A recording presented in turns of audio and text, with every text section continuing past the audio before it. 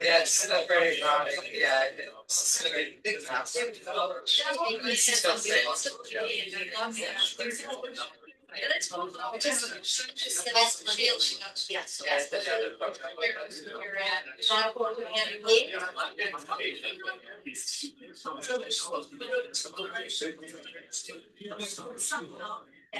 yeah. The doctor said, yeah.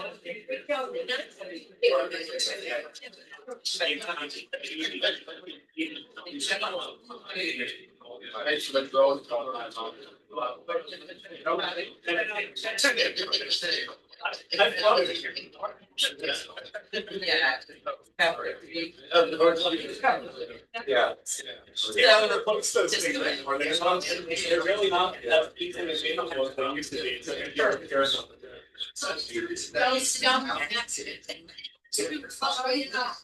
Well, it seems like, but it's different, isn't it? So I don't know. Actually, I know. Yeah. Right.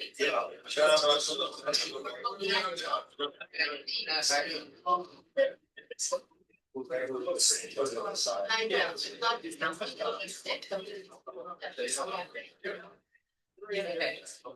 Well, it's as far as the first place, it's in the town, so it's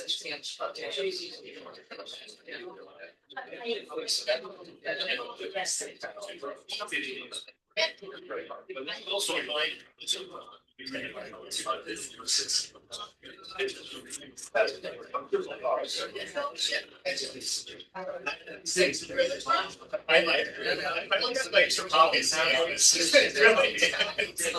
like between that, the suit jacket's got 2 pockets up front, 2 like 8 pockets. It's awesome.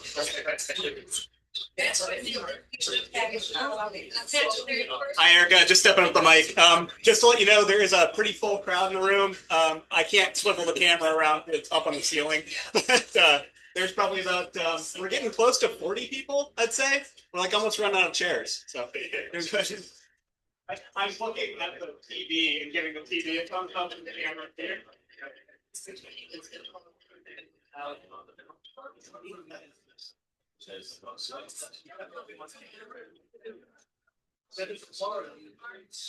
Yeah, ready? Yes.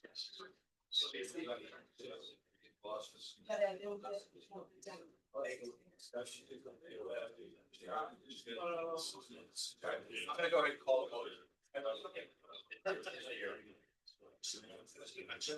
It's recording. Okay, great. Good afternoon, everyone. Good afternoon. Welcome. Thank you for joining us. I'm Jim McKenna. I'm the president of the Jones River Watershed Association. Just finishing up my first year in that role. It's really been a really interesting opportunity, great learning curve for me. Certainly familiar, very familiar with the work that Jones River Watershed Association has been doing, but seeing it from the inside and all the great work that's been done has really been impressive. Really what struck me the most, I think, as I learned this year, I didn't fully appreciate the breadth and depth of the work that Jones River Watershed Association does. It advocates for improving Silver Lake water management policies and enforcement. It's been instrumental in improving sea-run fisheries through dam removal, culvert improvement, fish ladder replacement projects. It's improving and sharing our understanding of the ecology of Jones River Watershed Association. And it's preserving and celebrating our local history and culture through stewardship of the historic Jones River Landing and Drew House, continuing the tradition of boat building through the maritime artisans, and acquiring and protecting land. And that's really just a few of the things that this organization does. Critically important to our region, both from an ecological perspective, but also that history and culture preserving that is a critical element of what the Watershed Association does. And it's really been a great chance for me to learn more deeply about all of that work. So as I learned, as I've been here, I start looking forward to the upcoming year and thinking as president, what do I see as some of the important areas we want to try to focus on moving forward? And there's three primary areas I want to try to focus the board's attention on this upcoming year. Certainly want to continue to successfully advocate for, restore, and protect the ecological health and water quality within the watershed. Important element is going to be developing a strategic plan that addresses all of the facets of the work that the Watershed Association does. And I hope try to integrate those a little bit more effectively. And then the third one is a very important one for us. It's securing a more diverse source of funding to ensure the financial sustainability of the organization. That's an important one because we've been very fortunate over many years now to have received significant funding from the Sheehan family. Unfortunately, we're heavily dependent on that one source of funding, and that's never a good position to be in. We definitely want to try to diversify that funding. Difficult to predict where the priorities and focus of a single entity may be moving into the future. And so I think that diversification and financial sustainability is going to be a really important element, and it's going to dovetail very closely with the strategic planning that we're going to be doing in this next year. So those are three areas that I think are going to be important to focus on as we move forward here. Really appreciate the opportunity to work with Pine and Jimmy. The work that they do, as I think I referred to it in my letter from the president, the boots in the water. These are the two folks who are really doing an incredible amount of work to get done all that's being done by this organization. And so really just want to take a moment to thank both Pine and Jimmy and really applaud them for the work that they do.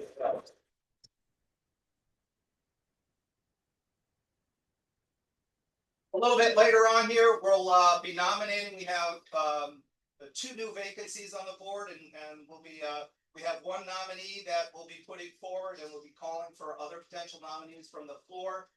So I certainly encourage folks to engage as fully as you can. Being a board member is a level of commitment, but being an active member and dues-paying member to help advance the organization financially is very important. Coming down and keeping your eye on what's going on around here, and just being an active member in that way, part of that community, is a very important contribution as well. Certainly being here today shows your commitment to the organization, and I really thank all of you for being here. I'm going to segue now into really a pretty exciting part of what I get to do, and that's I get to give this year's River Rat Award. And the River Rat Award, I didn't know that was a tongue twister. Is awarded annually to an individual that's championed our mission for our local and regional environment in the past year. And for his advocacy in advancing public knowledge of our local history, culture, and ecology, I'm very pleased to announce Ken Brack is this year's River Rat Award recipient.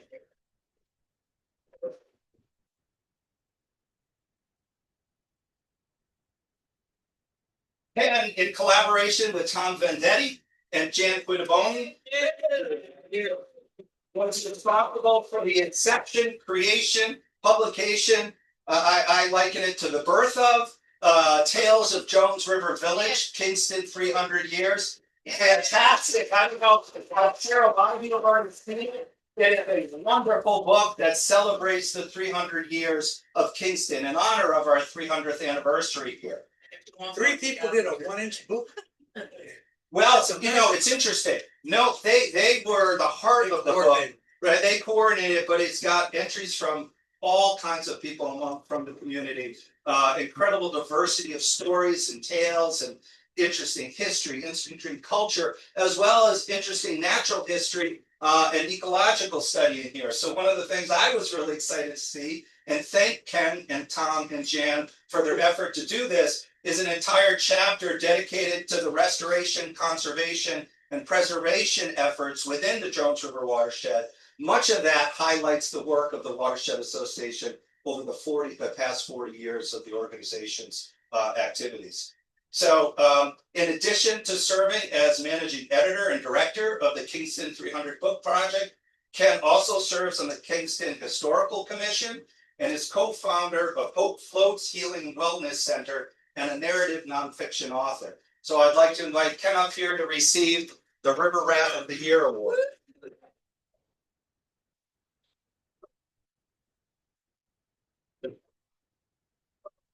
Thank you, Ken. No. All right. Anyway. It's coming. Yeah, he's gonna get it. Not that you first got it. That's it. Thank you. Ken is going to also be one of our guest speakers here, so we're going to let him go right into that. He's going to share some of what he's learned from putting this book together on some of the history of the watershed and some of the natural history of the watershed. So with that, I think I'll turn it over to Ken. Did I? You're good, but Yeah. I just realized how hard it is to let people into the Zoom meeting while also doing this. So give me just a second. Oh, yeah. And actually, let me mention too. They did a production run of 1,000. I've been told there's only 50 left. So if you haven't gotten it yet, Ken has a few of them here today. You can also go online, Kingston 300. Not anymore. We stopped online okay. sales, but Yeah. Contacting Tom or myself, we'll work it out. It's a fabulous book. Not only interesting stories, but beautiful graphics, wonderful, some really nice photography from Jimmy, including cover art there. So if you haven't gotten a copy yet, it's really a wonderful book to get. Talk to the publisher about getting another run. It's an option. Yeah. We're working. All right, we good? I'm really struggling to get this to actually appear on the right screen now as things go. Oh, there we go. We got it. And yeah. So River Rat, obviously, and then head right into Ken's presentation. Jim, thanks so much, and Pine and Jimmy, thank you for the invitation to speak about our wonderful book and River Rat, remarkable for me recognition, and especially as JRWA's 40th year begins here. And man, I can't really imagine going back to the mid-'80s when Pine and a handful of people just first became active to try to clean up Silver Lake, and then more the environment, the river going forward. The trials, the grit, the initial pushback in town, and hooking up with state agencies, etc., eventually leading to successes like the Wapping Dam removal and then the Elm Street Dam removal, and now the continuing challenges that I'm sure you'll hear more about with the with the reduced flow, the drought, excessive, ongoing excessive use by Brockton's for its water supply, and then some bright spots in the future with the new fish ladder at the Forge Pond Dam, and then going forward, they're hoping with the Stony Brook Dam and to reinvigorate, if you will, going up the Brook to Blackwater Swamp, river herring up there into their natural habitat. Wow, what a trajectory! And in maybe a parallel somewhat way, the journey for us to produce this book has been a great journey. And Jim, thanks for the introduction on that. It was a 5+ year effort. Tom and Jan and I, as the volunteer directors, or the three musketeers, you might say, great team with us. We started before COVID, and we set an ambitious goal to have the book as a gift to people in this community. Coming into the anniversary, we were able to do that. I'm going to touch on some kind of thematic elements, if you will, or in the book, and then in a few minutes turn to that chapter, as Jim mentioned, which might be the highest interest to all of you, ongoing stewardship, which in part, with Sarah and Peter Baird writing it, tells the Watershed Association story. But first, you know, probably for any of us who've worked on a project for a number of years, and then when it comes to completion, to have some time to reflect on that. It's really been an interesting time. The book came out about 3.5 months or so ago, so it's still sinking in.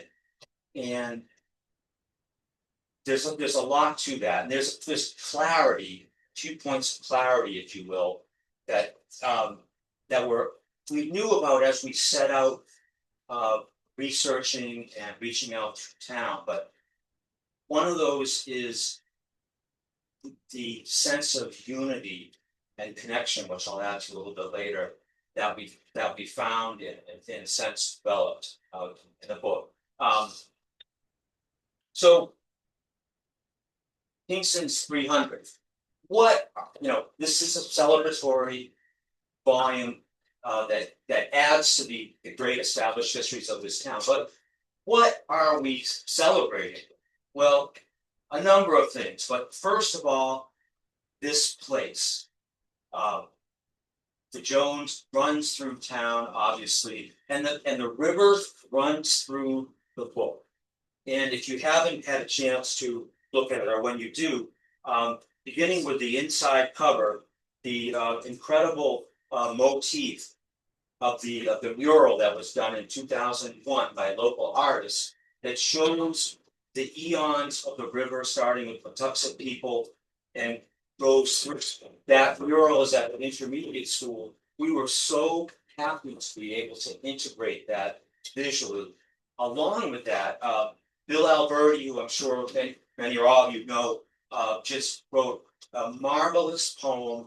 His voice of tracing through the eons of the Jones along the river.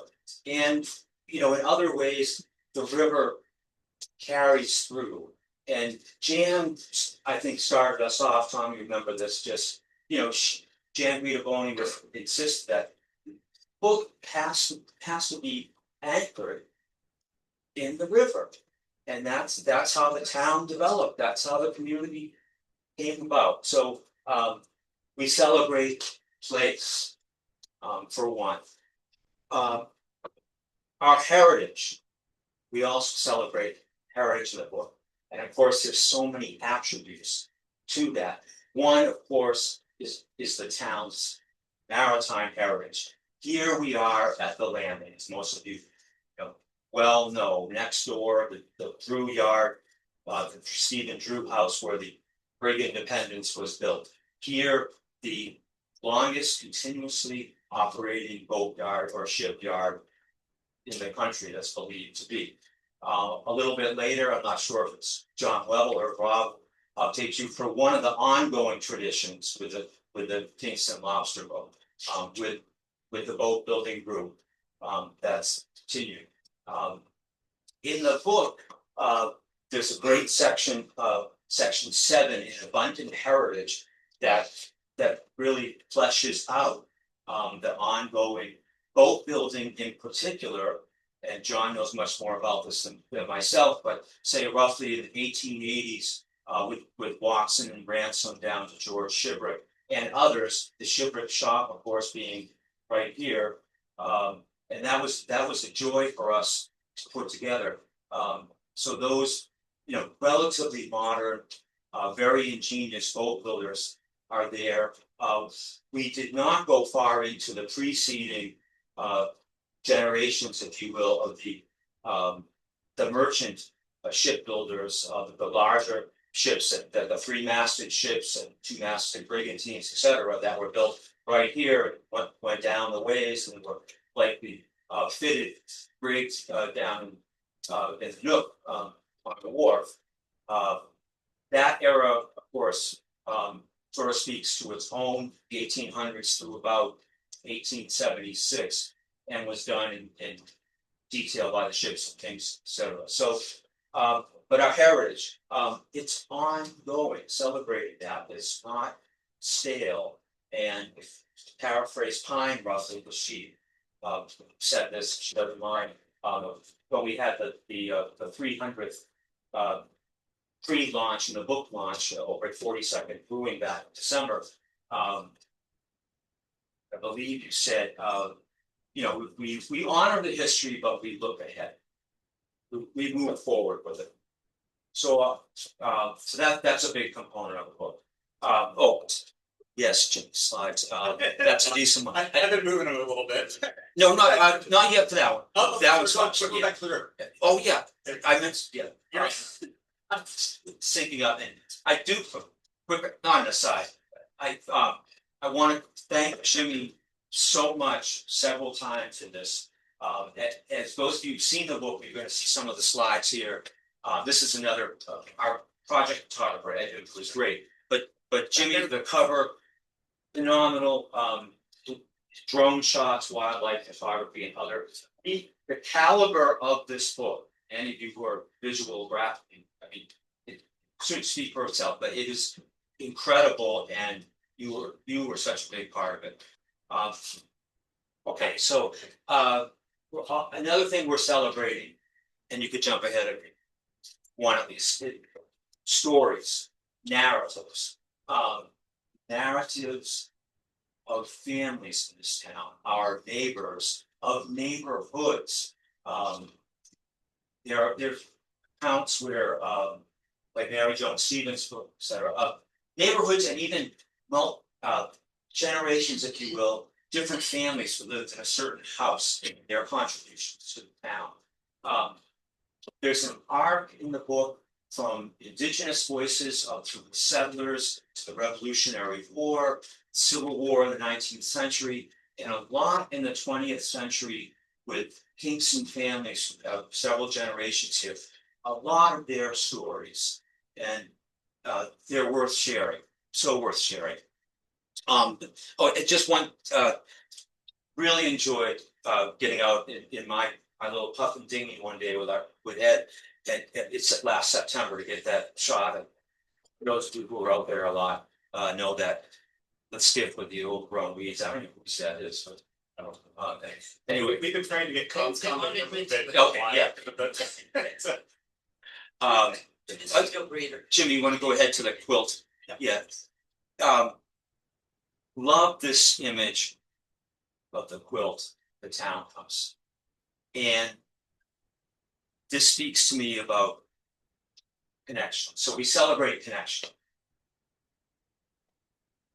As we probably all know, unfortunately, we're in a time now of such division, disparity, you name it. In this town, we're connecting people through this project. And not that trying to unify was an outright goal, but I think we realized this was happening. And so connections on different levels. We had about 150 people contributed in written, both from short anecdotes to longer pieces.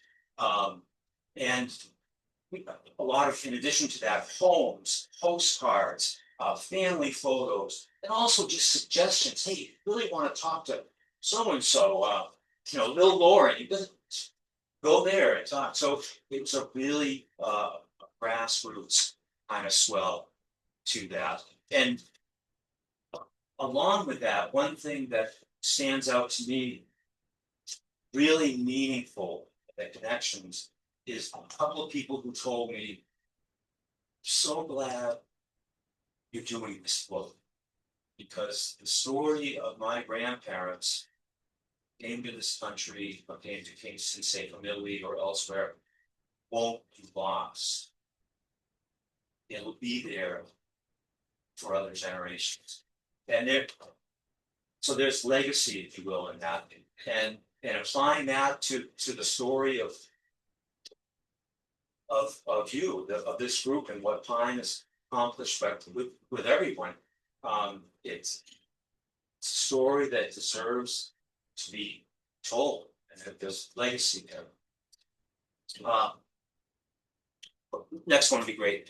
Before we meet Mr. Carter, just wanted to just let you know, one of the goals, precepts, if you will, that we as the publishers of the book wanted to do from the outset said this book should be truthful and kind. But what does truthful and kind mean for publishers of a local history? Being truthful may mean ruffling some feathers when you're documenting tough or divisive socioeconomic things. Being kind means that we set a tone or a framework of not going into Kingston's temporary scandals or violent crimes, tragedies, in part because victims and survivors don't need to see that again. So that's a little bit of a segue to Harold Carter from that. And you may see it or you may already know, he preserves the legacy of Tuskegee Airmen. Well, while, as we know, some government agencies are trying to whitewash or rub out the history of the Black Airmen, gave the way for desegregation in the armed forces and in society, and who accompanied bombers in various theaters in World War II. Well, that's going on. We chose to spend some time with Mr. Carter and hear his story. Tom and I had a nice afternoon sitting with him. And he's not old enough to be a World War II pilot. Served in Korea, was a flight engineer, and decades later, and he saw, he experienced racism right on the planes, etc. But decades later, he decided to commit himself to passing on the word of the legacy of those airmen. So we're really glad that that's in the book for one. Next would be great, Jimmy. Also, we celebrate in the book discoveries. So I'm going to show you a couple coming up here. Here's the first. Kingston Inn, located where the library is now. Any of you've been around long in town know much more about it than myself. But from 1945 to 1966, it was operated by, there were various iterations of the inn before that, but it became operated by a couple, Lillian and Coley Hayes, who catered to Black vacationers from Philadelphia, New York, and elsewhere, hanging out in Kingston and on the Cape, etc. And what we learned primarily through the help of Manny Nooms, anybody know him, who grew up on Green Street right next to the current library, and whose mom, Elsie, was friends of the Hayeses, was that the inn was maybe kind of a mecca for jazz. Jazz musicians stayed there. Dizzy Gillespie, Manny and his mom said that Dizzy was there, the great bonus. And so there was this cultural aspect in town that was going on. That's it. And through the help, again, primarily of Manny, flesh that out a little bit. Yeah, next, and you can see to the left are some of the guests staying at the inn. To the right, the Green Book, the Guide for Safe Accommodations for Black Americans in the 40s through the 60s. Kingston Inn was in the Green Book multiple years. So was Camp Twin Oaks down the road, on Tarplin Road to Duxbury. So that those were some joyful discoveries, if you will. Next would be great. Discovery or celebrating, stewardship, and here we're on to what many of you or all of you are involved with. And this section, as Jim referred to the book, it was really a joy for me to helping facilitate. I think of it kind of, there was a symphony of what contributed to by, or instruments played, if you will, figuratively, by many members here, a symphony of contributions to put together this section, just a real collaborative effort. and the Forge Pond, right? Yeah, thank you. Yeah, we keep going. Love this photo from your annual meeting 10 years ago. Peter Baird provided it. To me, it shows camaraderie and also just the breadth of people and skill sets, not knowing that many of them, but you have, biologists, scientists, carpenter or two, etc. And go on from there. It, you know, making up this place. And what I'd like to do alongside this is just note some of the key contributors to this section of the book. And very briefly, but and thank you. Sarah Altair and Peter wrote the story of the Watershed Association from the early activism and connecting with some state environmental regulators going forward, the Pine Brook diversion fiasco, and moving through time. It's terrific. Pine's piece that speaks for itself, but crushing our founding ecosystem, the ongoing challenge from Brockton's successive withdrawals is in there. That was the center point of this section naturally. Next would be great, Jim. Brad Chase, who's shown to the right here, I think with Kathy Burba, his fellow marine biologist from DMF, with the fight net from 2 years ago, right outside Sarah's house. He instructed a lot on highlighted the complexity of restoring fisheries. I enjoyed that time with him. Bill Napolitano, thank you for your piece. Regional groups pulling together for climate resiliency in the future. Again, connectivity rather than being in silos as a way to endure some of this. Another discovery, I should have offered Jimmy a slide on this. The American eel. If you haven't seen it yet in the book, Tom and Jan might have been at first like, what's up with the eel? The life cycle of the eel, and as a juvenile coming into Silver Lake, and we got pictures of Pommy right there, and and the eel, I didn't realize too much before that as a food source, both for indigenous people and early Kingstonian settlers, and sold to Asia now, and potential food source in the future. That was a neat kind of discovery to have that in the book.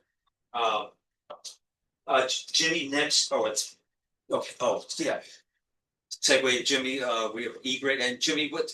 Rainbow smelt. Rainbow smelt. Yeah, thanks. That was one era.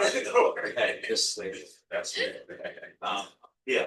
But Jimmy contributed a piece on the ongoing challenges to unlock the underutilized spawning grounds of the river and Silver Lake and looking forward. Perhaps finally on those, your and our ally, Matt Pinella, Conservation Office, was terrific in kind of detailing the challenges of ecological restoration, and also the biodiversity challenges. We walked through Blackwater Memorial Forest, and he showed me a lot of things there, like the re-emerging white cedar starting to come back that were covered over with the bog levels, things like that. So that was terrific. Next slide, I think. So I'll wrap it up here. We hope you can enjoy and find some meaning from the book. We feel that it will have some long legs, if you will, whether that's it should be beyond this year, 5 years, 50 years beyond. If you haven't seen it yet, the photography is stunning. We wanted it to be accessible from the get-go. short and long articles. There's graphic elements, like in the section that features the Watershed Association, we have some infographics, timelines, like the timeline of Silver Lake's history, and also kind of a timeline of the big accomplishments to improve or reverse a degraded environment that this town has made are in there. In the maritime history's timeline of the boat builders here at the land. So we try to make it accessible. We hope you will enjoy it, find some meaning. Last on the right there, and Matt just reminded me that was his boat. Just that picture to me, and I can imagine maybe all of us, you when you're out with your sailboat going fishing. You know, it's 2 hours before high tide, an hour. You get that expectation. You feel it coming in, or you're there, you're in a move tide. It's such a great place to be. You know, just good town.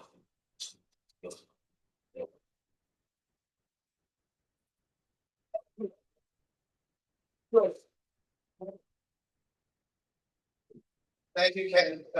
As you were talking, the sale came in on your book. I gotta keep one. Ken texted there. I gotta keep one aside for somebody.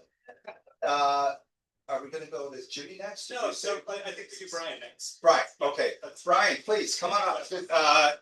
Just like to introduce, Brian Chase, was aquaculture intern at the Drew House in 2025. He's gonna talk a little bit about his experiences here. All right, okay, thank you. Thank you very much.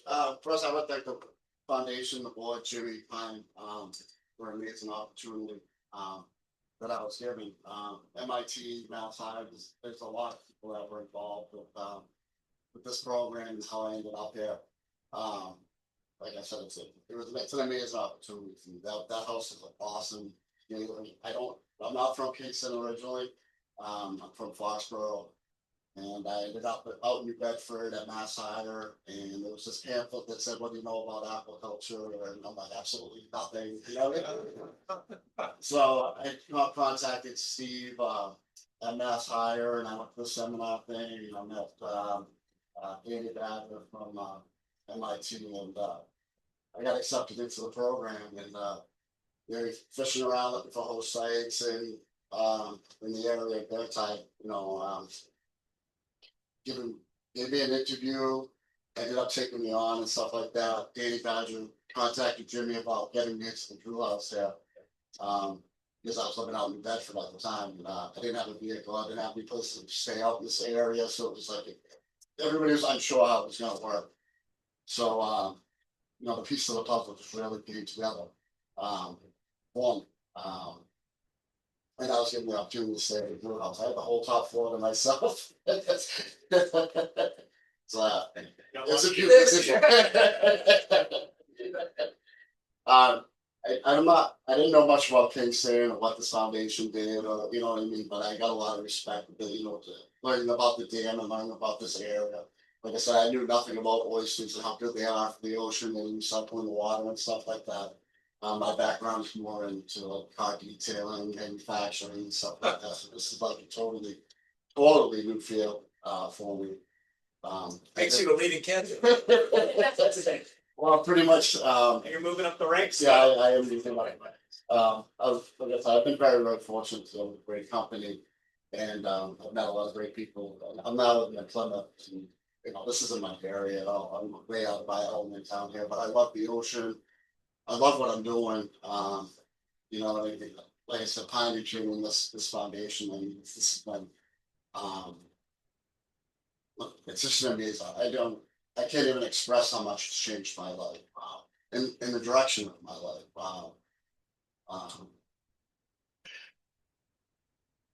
So much so we bought dozens of oysters. Yeah, it's funny, but I hope you guys like it. Very good. We're trying something new. Like not many people are harvesting oysters in the middle of winter. We are, so it's like they're opening up a little bit. It's like the water's collecting. So, but it's like I said, it's a new company. We're trying new things and stuff like that. We're just, I'm just been blessed by the opportunity for the Drew House. I mean, I hope that MIT can get, some more people down here, possibly. Maybe the couple, yeah. Can I just say, you're exactly what we were hoping for when we started this project. Yeah. For us, what we envisioned, bringing people in. Yeah. Learning that this ecosystem and taking it with them, and so you're exactly. Yeah, that's a pretty good guess. Yeah. I went up to they have an aquaculture convention in Maine and stuff like that, and working with Danny and stuff like that. It's so hard to get people into this industry. It's hard work. It's shitty. It's long days. The hours are horrible. I have to be there at like 5 in the morning tomorrow. And like we're out in the boat in the middle, touching through ice and stuff like that. But I mean, like I said, the opportunity and staying at this house and learning about the river and this foundation, everything that you guys have been doing and stuff. It's incredible. It's incredible to have that. I mean, like I said, I hope that in the future that you're able to help more people. I mean, like I said, you guys just this foundation has changed my life and put me in a direction I never ever dreamed. I suspect you have a learning curve too. What do you mean? You're pretty fast. I'm sure you're gonna go. Well, the great thing about the place that I'm working at, I think we're all learning together. I mean, nobody within the company guy that started was a carpenter. So it's like he's good with the ocean, he's good with the boat and stuff like that. But I think that we're all learning it together, and we're all trying to figure it out together. So I think it's kind of cool. We're trying to develop systems and be more efficient, be better at what we're doing and stuff like that.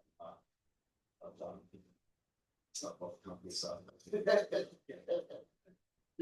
I said, I mean, I'm just forever grateful to the foundation and tribute. Well, thanks, Brian. We're happy to have you, and you're happy to have you still around. Yeah, you're not gonna get rid of me. Yeah. I mean, like I always said, anything that it's got to be found around. I'm well enough to do whatever I can. It's all around him. So I am forever grateful for like I said, I know they had to bring in front of the board for me to stay there for a little while longer and stuff like that. But I think like I said, it was a great opportunity. It was an awesome time there. So I do miss it.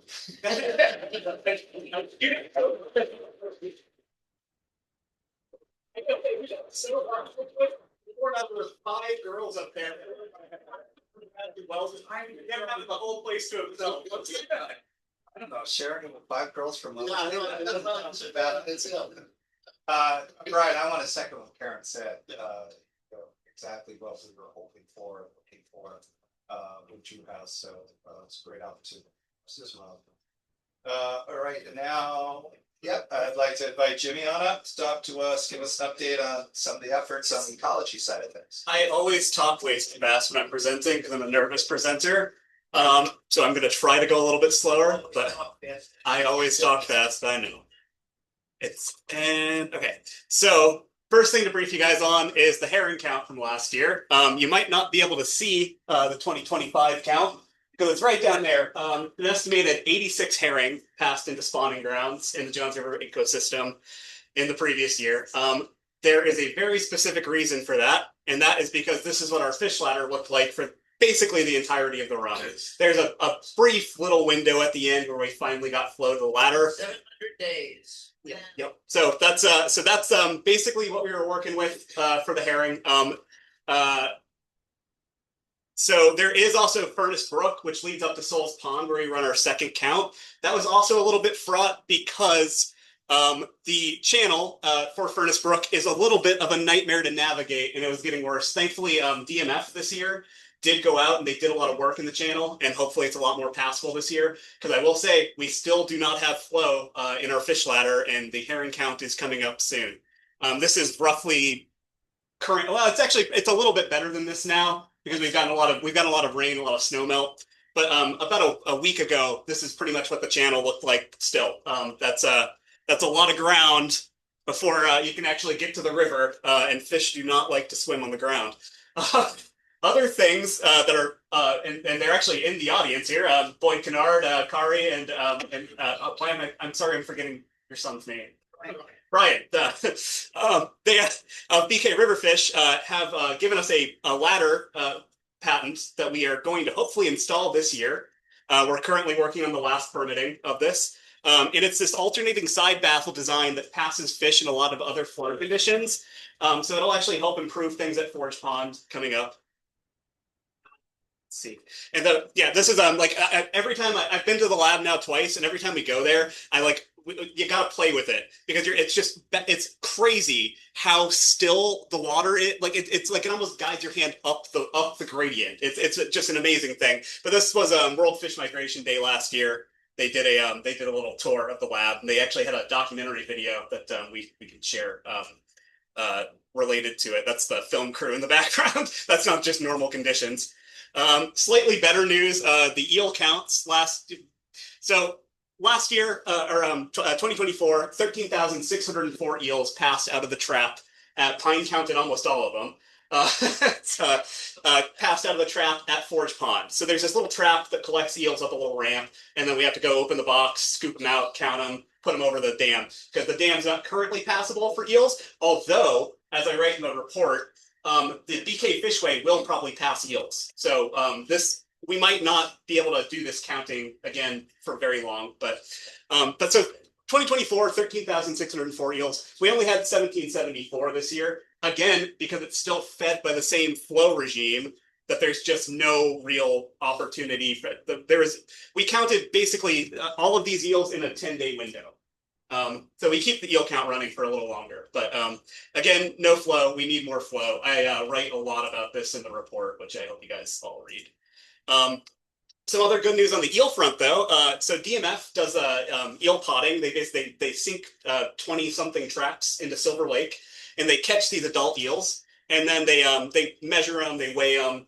Actually, to weigh them on a scale, you have to kind of knock them out with a little bit of clove oil, because otherwise they're wriggly and slippery. But they measure them, and they take data, and then they implant a little radio tracker in them. They just do a little surgical incision, and then they stick it in there. They do that so that they're making sure they're not catching the same eels over and over. They're not just measuring the same eel over and over again. They scan it to make sure it's a different one. They give them names. This one's name was Fathead. Here's a little example of the tagging. DMF. I tried to grant write this last year, and the grant wasn't successful. But DMF went ahead and bought some radio antenna equipment that we're going to install at the down ladder side of Forge Pond. So we'll actually get to a reading of when the eels are leaving. And that's actually a cool thing because eels are they're catadromous. They spawn out at sea. So when they're leaving to go spawn. And so the cool thing about this is we'll also have a camera on the new fish ladder. So we'll be able to visually identify it as a silver eel, and we'll get some actual outmigration data. Currently, it's not really understood why eels outmigrate. They do it at a wide variety of ages. They do it at a wide variety of sizes. This will help us figure out a little bit of that puzzle because we'll have a whole life history on that eel. We'll have it, 5 years of it getting caught in the pot, and then we see it leave, and we'll have a little bit more data that'll hopefully be pretty promising in the future. Another update is Bill Profanos in here? I don't think he is. Oh, so a member of ours last year was kayaking out at the mouth of the Jones River, and they spotted a little turtle. In Kingston Bay, as far as there's not a Mass Audubon document inside. Yep. So this is an endangered Kemp's Ridley sea turtle. They're incredibly rare. They're the rarest of all sea turtles. But they are subjected to what's called cold stunning, like a lot of sunfish or ocean sunfish are too. But when it gets too cold, they're cold-blooded creatures. They can't and then they end up washing up on the Cape. This year, 667 sea turtles washed up on the Cape. I just wanted to update you because we put this flyer out everywhere, and we're trying to get people to look for the one in Kingston, just in case it washed up somewhere else. The coolest thing is, so I was born in 1986. it was thought that there was only 600 nesting females in the whole world back then. And at one point in time this year, there were 667 of them sitting in a warehouse on the Cape in banana boxes. So, like it's really like it's Ready for a ship bed down south. Yep. So it's like it's a miraculous restoration story. The good folks at Mass Audubon who do a lot of the sea turtle rehab, they're wonderful to work with. I got looped into the program a little bit this year, and I got all the updates as they were coming in. They are a well organized machine, and they do amazing work. So support us, but also support Mass Audubon if you're going to support somebody else. One last update. I think that's the last thing I'm talking about. So I wrote a grant last year that did get accepted to study the removal of Stony Brook Dam, or bypass, not full removal. That work was finally completed. Not the dam removal. We just have designs and not plans, but an approach on how we will remove it. And there's some things that can be improved upon about this image. This is not set in stone, but this is kind of what they came up with, where we're going to breach the dam at the wall here, and then we're going to do kind of a riffle pool, like kind of stepping up. And this will allow fish to, so Stony Brook is just right over there. It'll allow fish to swim further up Stony Brook, and eventually, hopefully we can get them into Blackwater. We got to fix some culverts along the way too. All these things take a lot more effort than you would ever initially think when you, but there's a few culverts that need to be fixed. This is the Maple Street culvert here. It's very undersized. But if we fix that too, we can maybe get herring up to Blackwater Swamp, but especially we'll get eels up there, Blackwater Pond, not swamp. All right, that's all I got. So, and speaking of eels, I did work out. I just didn't know what to come up with this.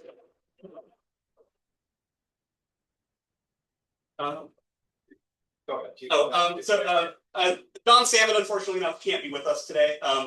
But John Webble might come up and say a few words about the boat shop. we had a very last minute change in speaker, unfortunately. Thank you, John. I'm not really prepared, so I'm very brief. What I suggest you do is at some point take a walk out and see the progress of the boat's got its first finished coat, it's caulked. We're currently building the rudder and finishing that up. The next part of the program will be to turn the boat over, do the deck, seats, finish the centerboard. Well, hopefully we'll see it. Hopefully we'll see it in the water this year. I'm not sure we'll be sailing. We still have to build a rig and finance the sails. But yeah, I'm moving forward. Every Wednesday. Yeah, every Wednesday night. Yeah, you're welcome to come. About 5 to 8.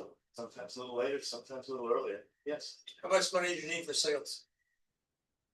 Well, that's a good question. We'll get back to you. Off the top of my Is that complicated? Off the top of my head, I guess, this is a guess based on sales that I've had made. $2,500 will take us a long way. It's very doable. It's not a ton of money, but yeah. We just need to advertise. That's all we have to do. Let me see, 25.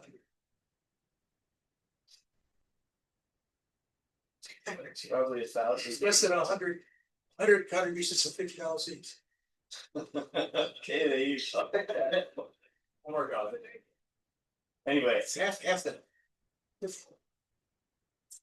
Sounds like somebody who wants to help you. That's well within. We just need to tell the public that we need it. well, there are other things that you do also, but That's right. Sales is the biggest expense. We've got some new scars, purpose. Everyone has to review their world and their finances and decide what they can do today, what they have to put on. Yeah, and I'd say that certainly ties into the idea of, putting together a strategic plan that really integrates all of the work that's being done here, includes that financial piece as well. So certainly supporting that work and the continued ecological work that we're doing. Absolutely. But thank you, John. We called on John literally about an hour ago. And fine. Ready? My favorite story, first introduction to the Kingston lobster boat. Those who haven't heard me tell you this already, was when we went to, we being the Team Sakebush rowing, gig rowing, went to Holland to race. And I won't tell you about the race, but the party afterwards, I was asked where I was from. Not because I looked up or anything, but I said Kingston, Massachusetts, and they said, we know where that is. So why in Mountain do you know where that is? Oh, Kingston Lobster Boat, of course. Because it's a rowing racing boat. It was a very famous vessel of its day and remodeled around the world. But it was designed and built at the sheds at home, Watson sheds upstream. And they got the plans from the Smithsonian Institute. So we're talking some real stuff here. A little history. Okay, yeah, a little history. So I didn't really have time to put together a slide. So this is what I gave to the library a while ago. And I like this slide because here's Silver Lake. This is the Jones River flowing out of Silver Lake. This is Cape Cod Bay, and this is the Gulf of Maine. The Gulf of Maine is the 4th largest fishery in the world. And why did the Pilgrims come here? Well, they landed here because they were fishing. They were looking for fish. So they come in here, they come up the river, they love the river, they see all the trees, they're scared because they heard about the natives and the Indians, and they don't want to be anywhere around forests and stuff. But this is the first place they came back to. This is Governor Bradford's first grant to himself. And in 1713, they started building boats here, and they've been building boats ever since.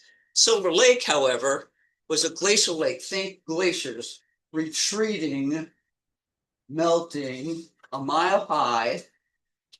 Silver Lake is the easternmost section of the Cape Cod ice lobe. And 14,000 years ago, melts enough to burst forth and create the Jones River Valley.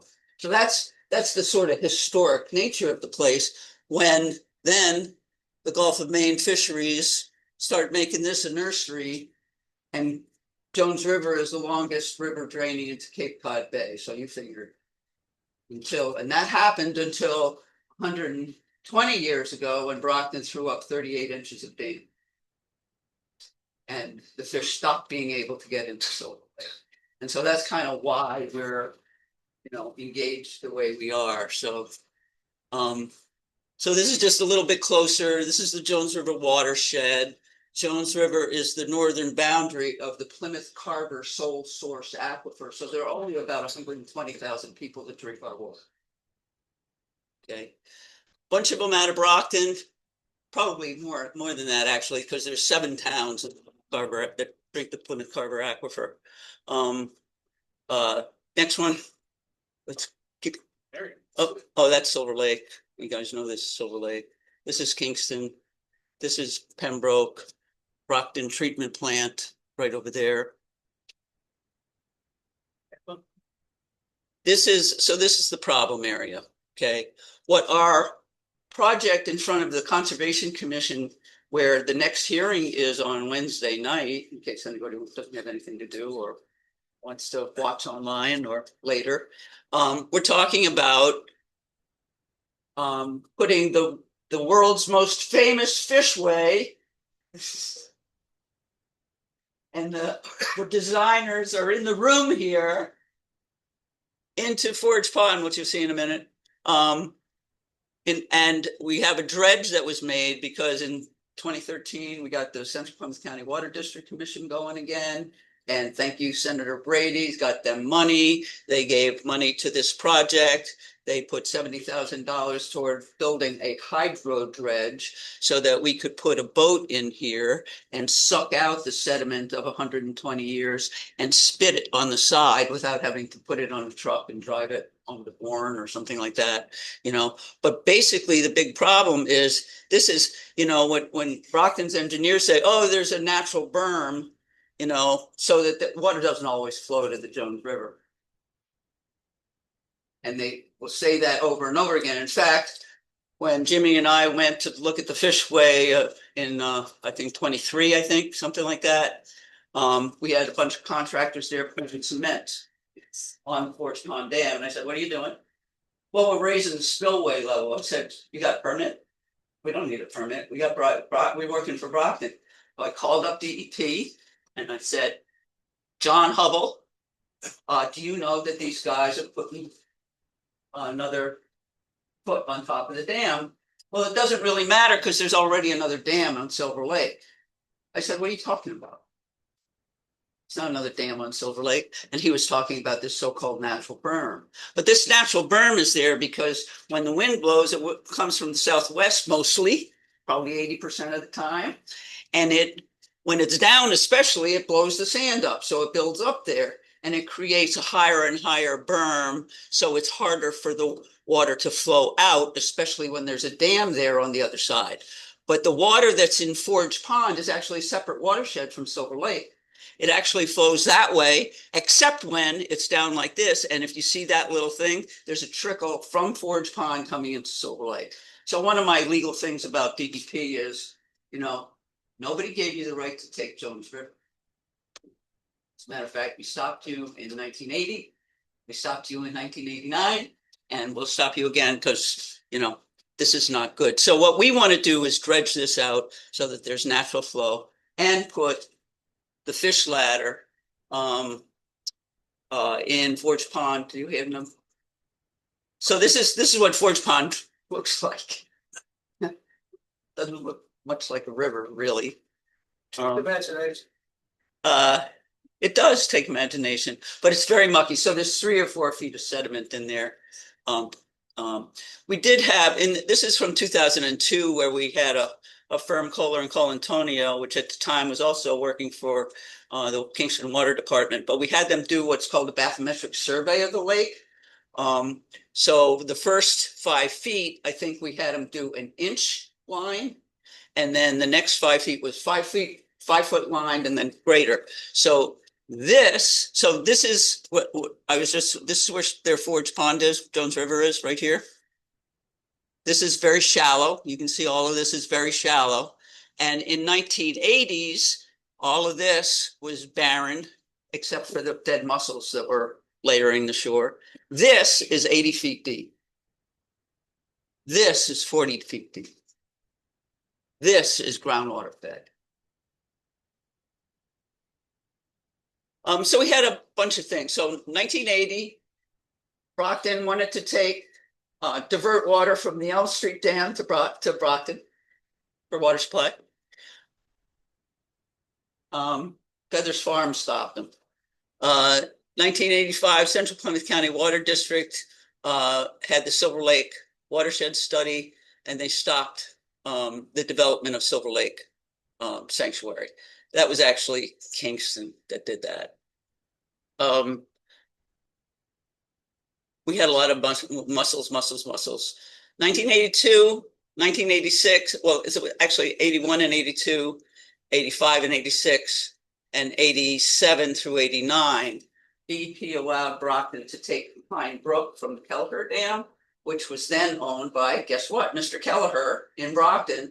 And so he was all for Brockton, becoming the owner again. But in the way back times, that was a Brockton, mill site, and they were all buddies. And that's why, Holmes gave Forge Pond dam sites and the mill to Brockton for $1. For some reason. We had a study done in 1989 to learn about Jones River and Silver Lake by John Teal. People know Life and Death of the Salt Marsh. We learned an awful lot from this study. 1998, we did the flow study. We did water quality studies. We helped the town because we knew that when I met Jerry Sheehan, he wanted to give us money. Said, "Do you want to do sewer, or do you want to do you want to put in a sewer, or do you want to do stormwater. And I said, I want to do stormwater. He said, why? I said, because the town has to do sewer. But we got money to do this, to do water quality assessment all up and down the Jones River. And then we were able to talk to town meeting and say, no, town, it's not Duxbury that's polluting the Jones River, it's Kingston that's polluting the Jones River. People used to plumb their toilets straight into the river. In fact, it was so bad that even 2 years ago, Val Massard, because the town went on sewer and the title reached by 2002. It cleaned up the river dramatically because of the vote. They were also, DP was kind of on their.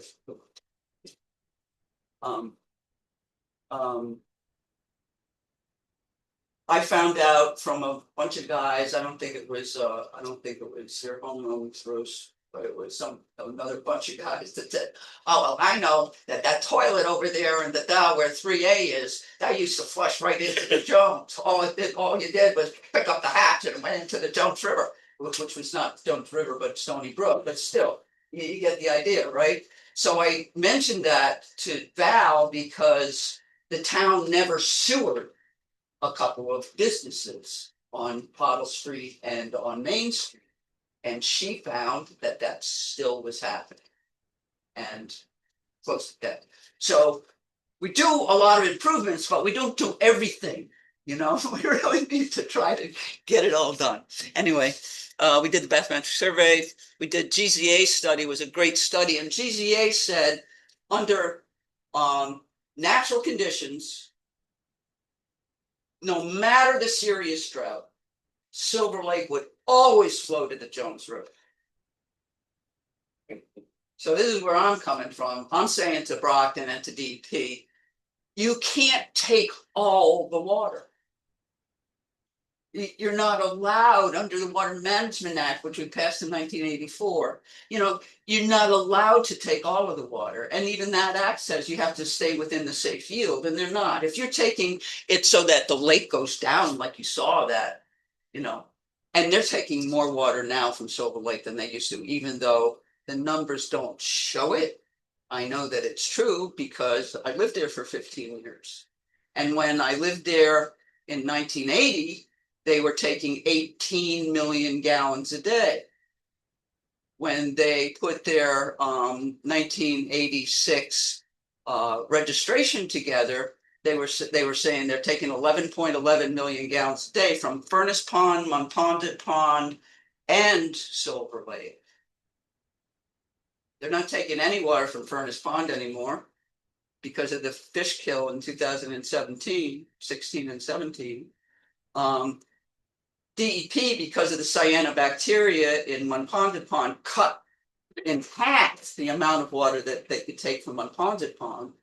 The Avon Reservoir is offline, which they used to take 500,000 gallons a day because of PFAS. And even though they have an expectation in their contract with Aquaria that they're going to take 5 million gallons a day by 2020, they're not taking any. So they're taking everything they're using today out of Silver Lake, which is why it's going down. And I say to DEP, you can't do that. And they say, well, they have a registration. I said they have a registration for 11.11 million gallons a day. When Monpont is giving them more than 51% of the water supply over the year, and that is not happening now.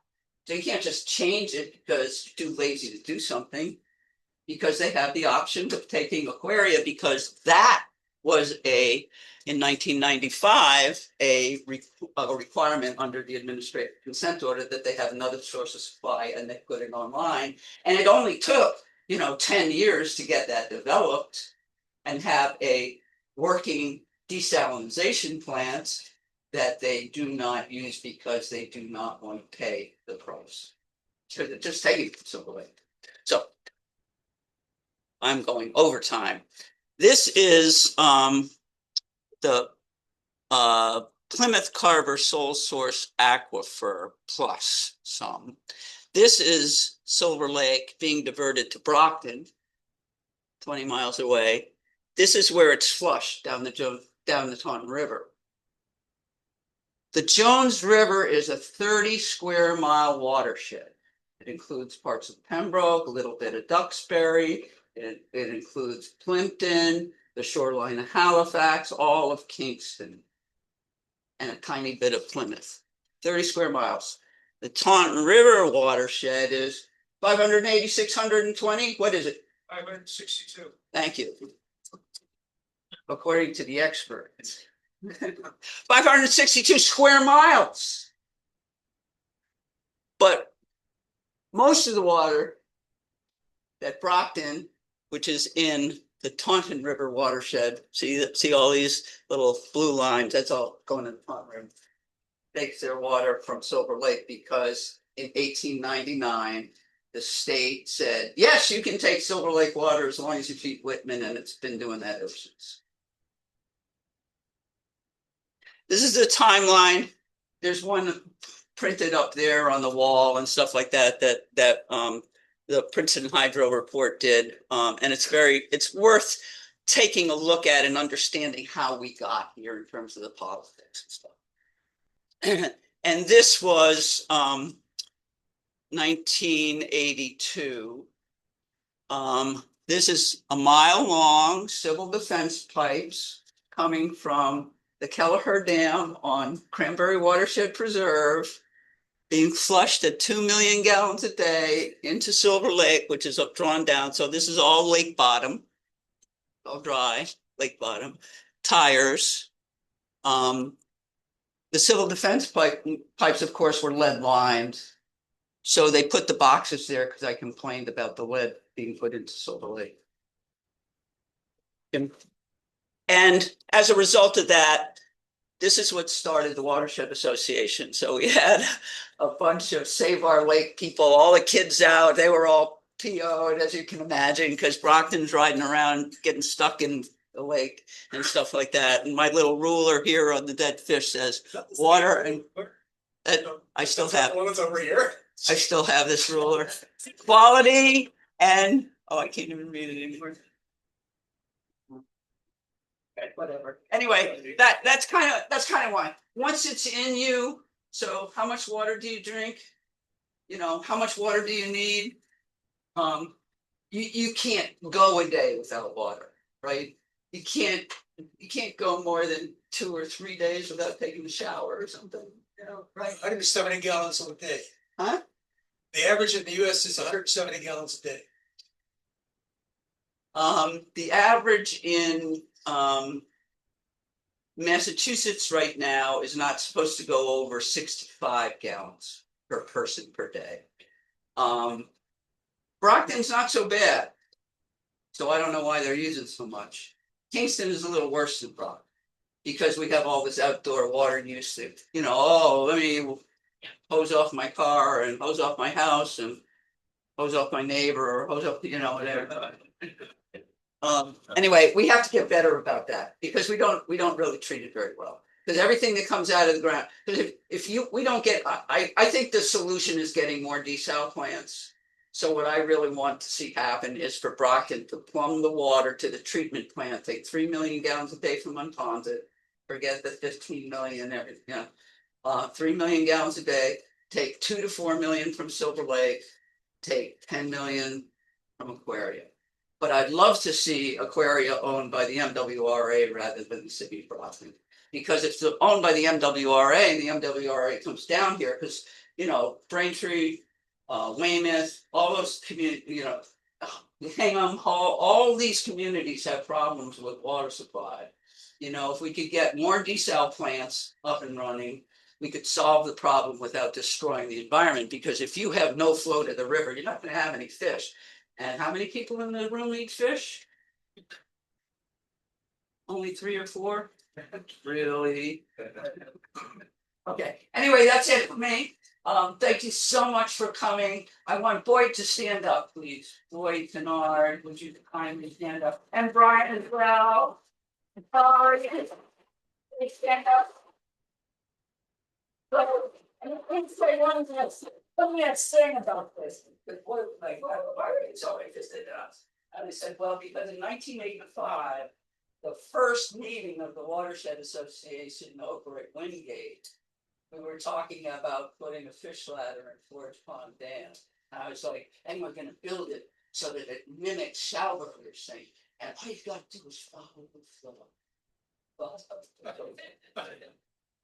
Thank you. Thank you, Bob.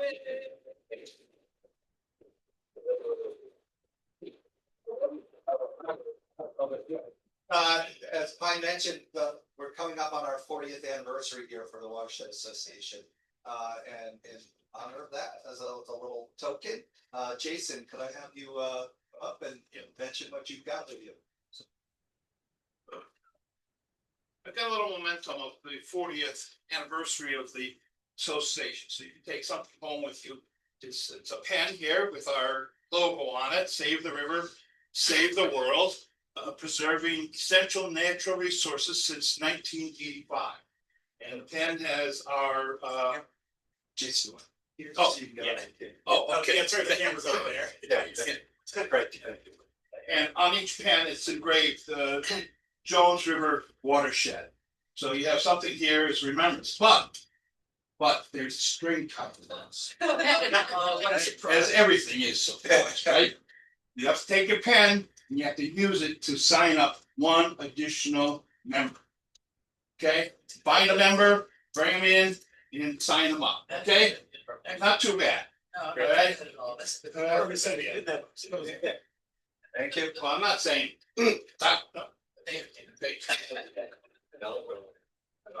Question I don't. Thank you, Jason. Pass them down. We're on to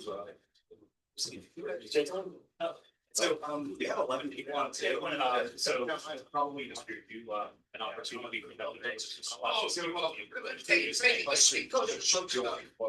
No, but, I mean, we could work, but we usually encourage them to vote chat if they still. I think that's fine. Okay, yeah. All right, as Jason finishes handing out those pens, for those who are joining us online, come on down. I think we'll leave whatever extra pens are here. Come in and grab your pen. We're heading into a 15-minute break here. For those folks who are online, if you could hang on. When we come back from the break, we'll reconvene and do some votes on new board members and returning board members. So quick 15-minute break. Please help yourself to some food. And we'll be right back here. Thank you to everyone for participating and all the presentation. And I think we have some. I'm about to restart it, yeah. What's that? Yeah, there's a video of the boat show, but Oh, they'll see it as they go live. Okay, great. Yeah. So we'll reconvene in 15 minutes. Anyone else didn't get one?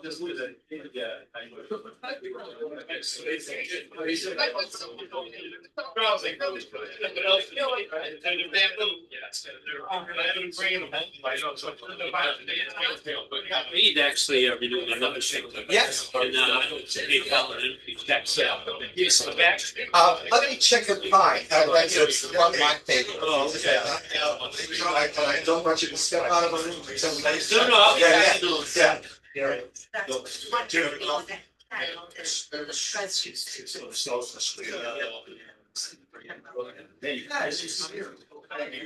Oh, that's right.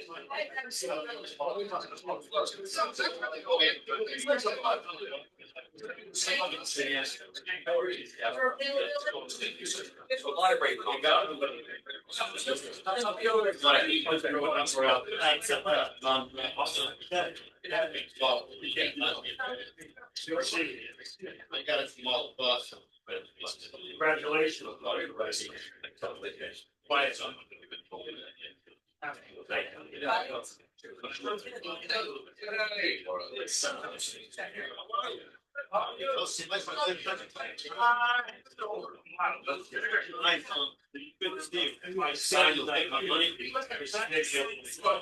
Hey, Tal, and I like this stuff. Yeah, it's still good.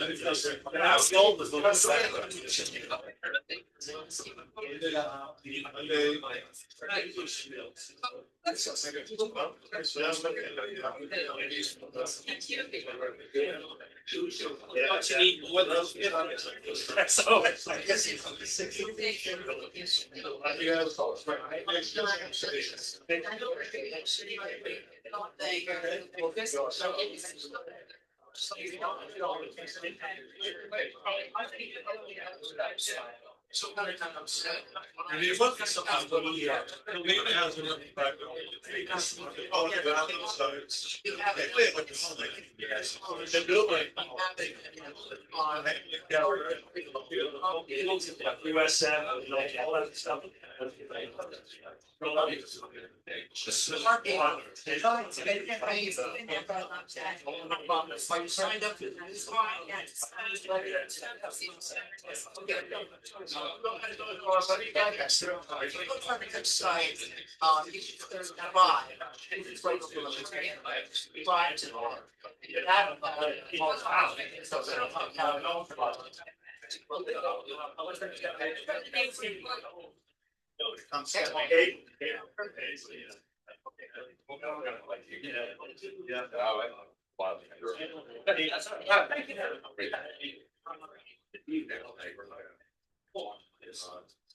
yeah, whatever you want. Well, you know, great time.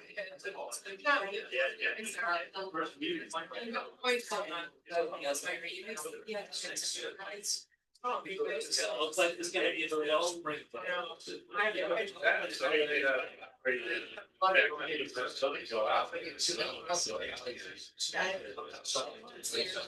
Yeah, I know. Yeah.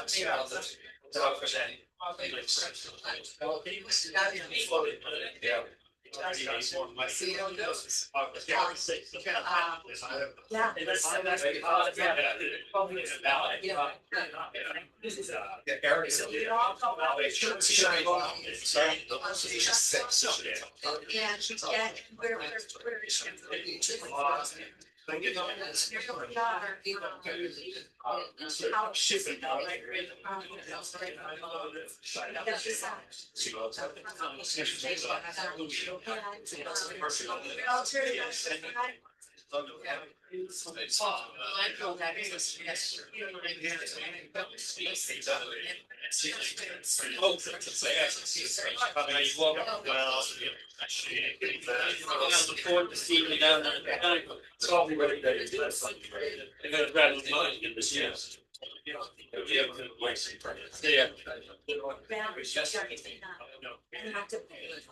Sometimes you go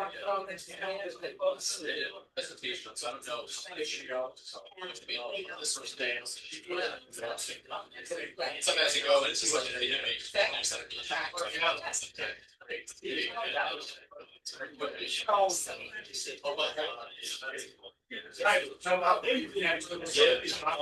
Yes, yep, about $35 and that's right there, it could be just, a couple more here if you wanna grab, it's fabulous, it really is.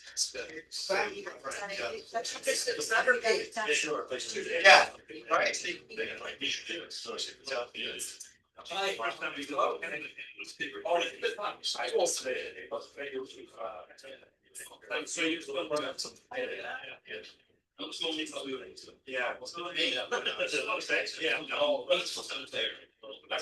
Get back in, I'm not sure you get.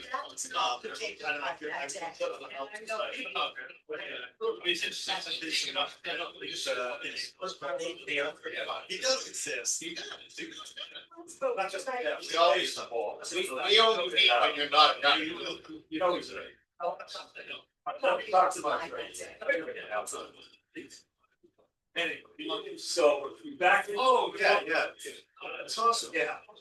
What were you doing? I used to cat directors for the local band on.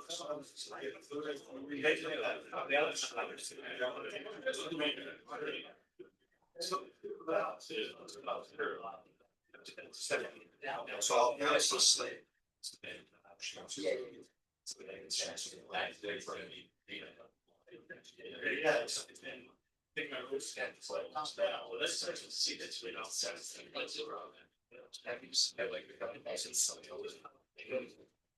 I can't imagine why they can't. Science man, yes. Good. Yeah, good. So on it, Jared. Yes.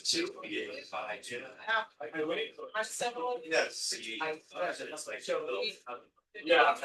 I know.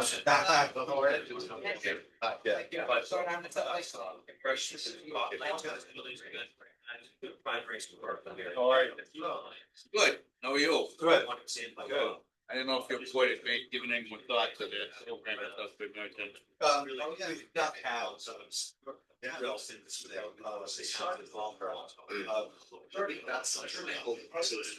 That's all right. Yeah. Okay. Because I'm glad my Let's hold on. Hey, you don't be good talk. Step out. But yeah. That's part of it is, that's why I wanted to do strategic plans. I've never been in, but I figured out how to. I've been developing plans for planning for 20 years. Yeah, yeah. Open space plan, but then you, I was one of the plans.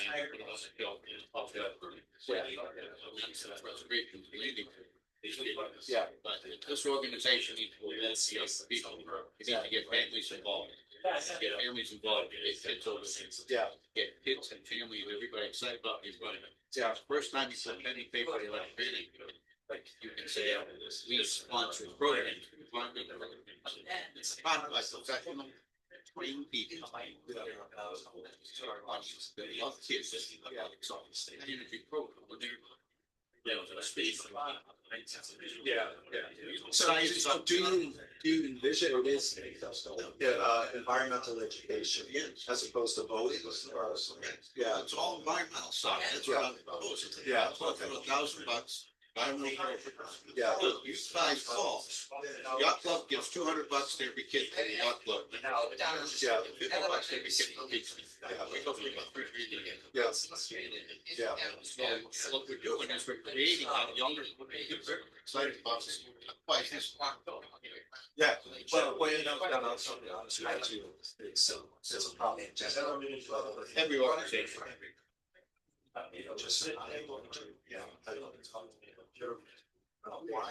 So if you join the yacht club for $150, first kid you go gets $200 off his class. Yeah. Financially, it's a zero. Right. And see, it's still out.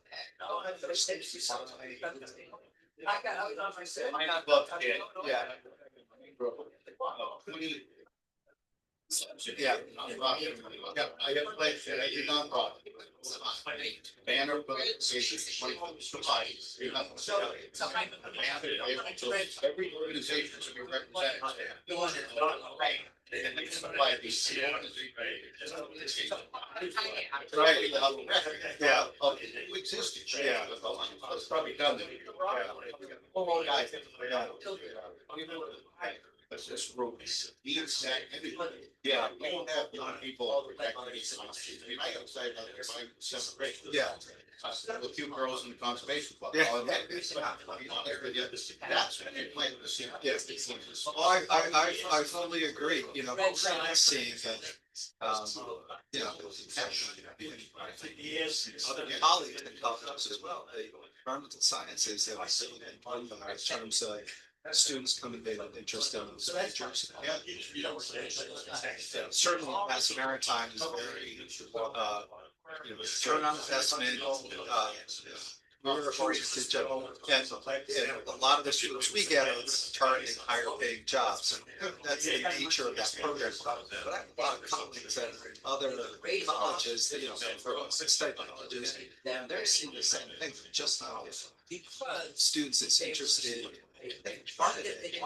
I don't know this, but from what I observed, part of it is starting to feel this younger generation is feeling like it's hopeless. It's like they don't feel there's much they can do to improve that. climate change, a lot of the issues facing them now are so global scale. They don't see that local happening. So it is worrisome. I say, how do you engage younger kids that to show them that it's important to be nice. It's something we got to do. Yeah. Well, that's what it was for me. He's like, You're old, taking it in the water. Yeah. These playing in the mud, playing with the eels. Yeah. Yeah. Well, it is true. That's exactly what it was for me. It was Rocky in the top when I'm 6 years old. That, you know, catching crabs and all that stuff. And I'm becoming an oceanographer. Yeah. Never found them. Yeah. And I'm saying, I'm looking probably something. Yeah. Financial easy solution. Diane fish passage. I'll guarantee you. Valley, other people in this. Yeah. All right. Let me work on it. You know, I'm sorry it's taking a long time, but in this first year, I was kind of getting my legs under me and Last thing I want to say is, the flyers came out of the island trust, how they avoid it.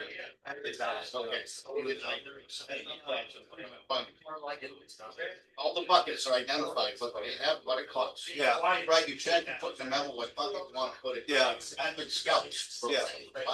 Watershed. Well, they trust.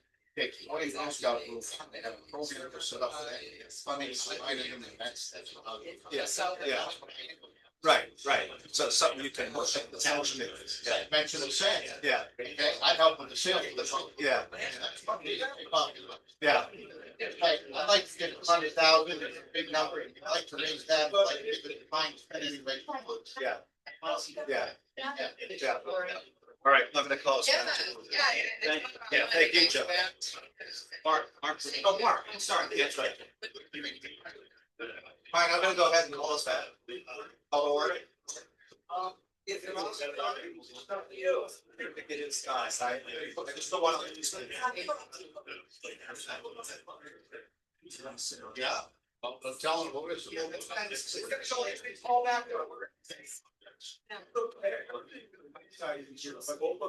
Yes. It's very good. Oh, good. 1 out. Yeah, call back to order, please. I'll go find the copy.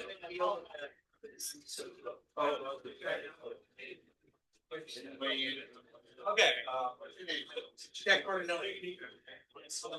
Thank you for all your help. Thank you for your presentation. Thank you. I'd like to see you. Thank you. You got to put that. I want to move them. Yeah. I'm telling you, I can take more than 200 charities. I think a lot of people would respond. So. The less say that. Yeah, what you want. So.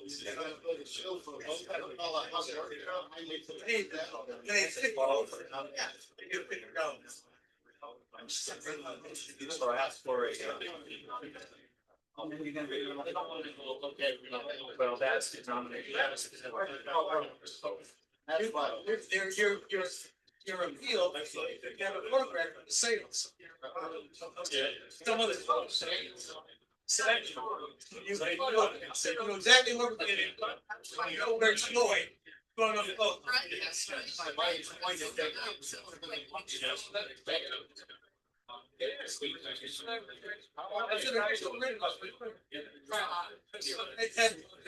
Actually, if it's actually reaching nothing, it's very fun.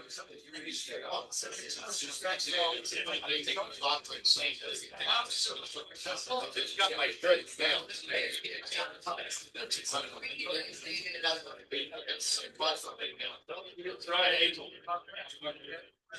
You know, so you want to thank you very much. All right, call to order, please.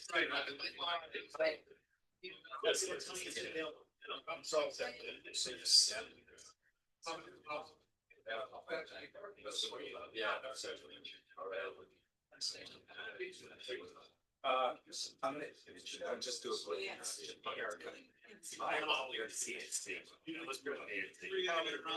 All right, call to order, please. Gonna reconvene for a couple of votes here.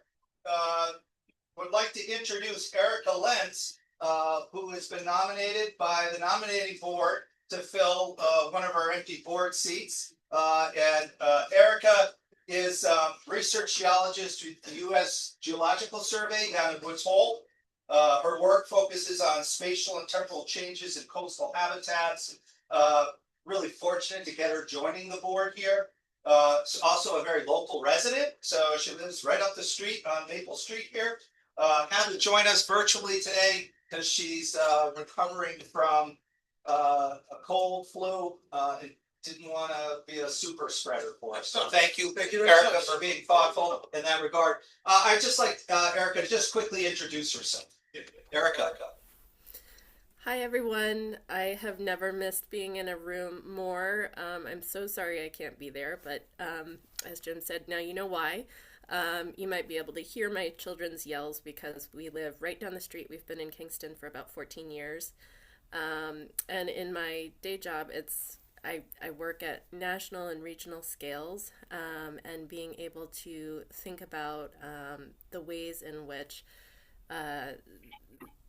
this organization is looking at science and help to support it in our own backyard is very exciting for me. I feel passionate about this community. It's been a wonderful opportunity to live here, and really excited to give back. So thank you all. Yes. So in addition to Erica, we're also voting on a reappointment for Director at Large for Bill Napolitano. There's Bill. Yes, Bill, thank you. How many years have you been on the board now? I shouldn't ask because you might start thinking. Yeah. Yeah, I think maybe 15, 16. Yeah, clearly a long time supporter of the association here, and brings a lot of experience and expertise to the board. So thank you for your continued commitment. We also, unfortunately, Steve Fulmer, who had been a long time board member, had to step down recently. So we do have an open board seat, and nominating committee did not have a chance to convene to talk about potential candidates. So I'd like to open it up to the floor if there are any nominations from the floor. I nominate Matthew Webble. I second. Matt, where's there's Matt. Matt, you want to just stand up real quick and maybe introduce yourself to the group? Guess I'll get on Zoom. Yes, guys. Good camera. Hi, Matthew Webble. I grew up just down the river from here. I've been a resident for almost 41 years. And this river means everything to me. It's my home.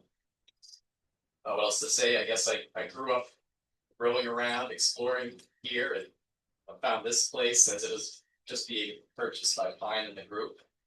I taught sailing to the town. I went to Mass Maritime for a professional mariner. And I worked Ocean Classrooms Foundation for a number of years, doing experiential education with young students, going out to sea, sailing to Bermuda, coast of New England. And so I've been on the board of Landing for a few years now, and I'm looking to move up to the Watershed Association board. And I'm excited about the strategic plan, incorporating youth outreach and programming as part of our vision here. So thank you very much for considering me, Jim, and look forward to serving on the board.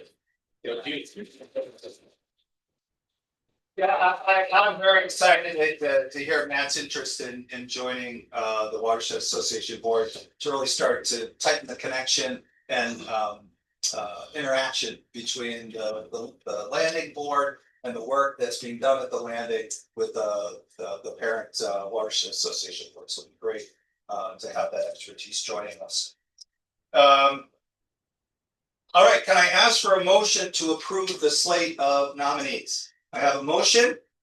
Second, I have a second. All in favor of moving forward our slate of nominees, say aye, please. Aye. All opposed? Any abstentions? Thank you, everybody. for the vote, for being here to support these great nominees. And of course, thanks to Matt, thanks to Bill, and thank you, Erica, for your continued work on the association.